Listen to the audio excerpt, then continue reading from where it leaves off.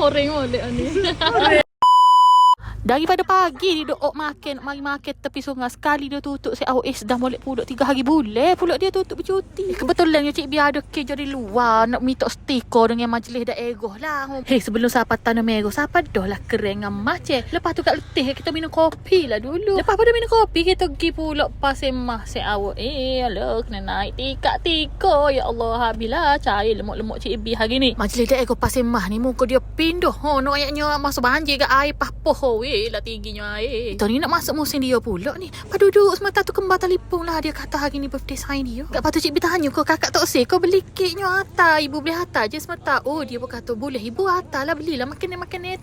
Janganlah bahagia dari kuih. Cik pun singgah lah. Beli pok ayah goreng. Weh lah bersadar mak lah. Kedai ayah goreng lo ni. Janganlah. Sudah beli tu Cik pergi pecut selalu lagi sekolah kembar. Siapa-siapa tu dia duduk nunggu dah. Dia kata ingat aku ibu tak jadi dah mari.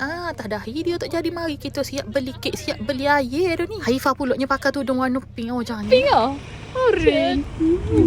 Ibu beli sebab teringat aku kakak. Ibu beli. Patut ingat dah beli kain. Tengok mewah. Beli. Patut ingat. Apa tak makan sekali je. Dia poso ada hati dia makan sekarang. Tak apa lah Ina. Kita baik, kita dapat pahala. Tak apalah. Sana nanti. Oh janganlah. Tak nampak. Baik tu dah babu tu. Ya. Bye.